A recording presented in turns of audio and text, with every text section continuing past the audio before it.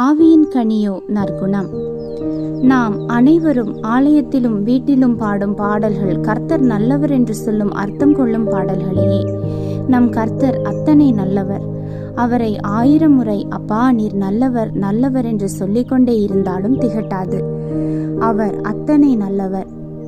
ஆவியின் கனியாகிய நற்குணத்தை கொண்டவர்கள் எல்லா நற்குணத்திற்கும் மேம்பட்டவர்களாக கிறிஸ்துவையே வெளிப்படுத்தி காட்டுகிறவர்களாக இருப்பார்கள்.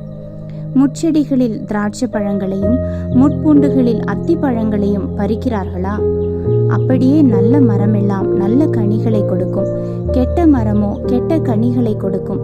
நல்ல மரம் கெட்ட கனிகளை கொடுக்க மாட்டாது, கெட்ட மரம் நல்ல கனிகளை கொடுக்க மாட்டாது என்று இயேசு கிறிஸ்து கூறினார். ஆம், நல்ல மரத்தால் தான் நல்ல கனியை கொடுக்க முடியும். கெட்ட மரங்களோ கெட்ட கனியைத்தான் கொடுக்கும். நம்முடைய வேலையிடங்களில், நம்மை சுற்றி இருக்கிற இடங்களில் நல்ல மரங்களை போன்றவர்களும் இருக்கலாம், கெட்ட மரங்களை போன்றவர்களும் இருக்கலாம். கெட்ட மரங்களை போன்றவர்களிடம் நாம் நல்ல கனியை எதிர்பார்க்க முடியாது. ஏனெனில் அவர்களின் சுபாவமே அப்படிப்பட்டது. அவர்கள் கெட்ட கனியைத்தான் தருவார்கள் என்று இயேசு கிறிஸ்து கூறியிருக்கிறாரே. பெரோயா பட்டணத்தார் மனோவாஞ்சையாய் வசனத்தை ஏற்றுக்கொண்டு காரியங்கள் இப்படி இருக்கிறதா என்று தினந்தோறும் வேத வாக்கியங்களை ஆராய்ந்து பார்த்ததினால் தெசலோனிக்கேயில் உள்ளவர்களை பார்க்கிலும் நற்குணசாலிகளாய் இருந்தார்கள் என்று வேதம் கூறுகிறது. வேதத்தை ஆராய்ந்து, ஓ, வசனத்தில் இப்படி இருக்கிறது, அதன்படி நான் நடக்க வேண்டும் என்று அவர்கள் தினந்தோறும் வேதத்தையும் தங்களையும் ஆராய்ந்து பார்த்தபடியால் நற்குணசாலிகளாக விளங்கினார்கள் என்று பார்க்கிறோம்.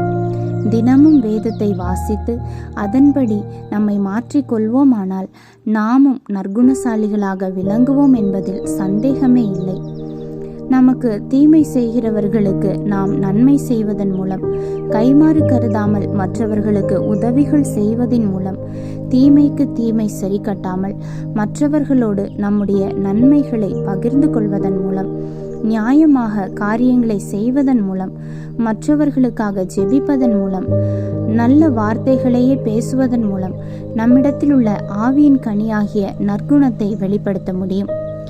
சகலவித நற்கிரியைகளுமாகிய கனிகளை தந்து தேவனை அறிகிற அறிவில் விருத்தி அடைந்து கர்த்தருக்கு பிரியமுண்டாக அவருக்கு பாத்திரராய் நடந்து கொள்ள தேவன் தாமே கிருபை செய்வாராக.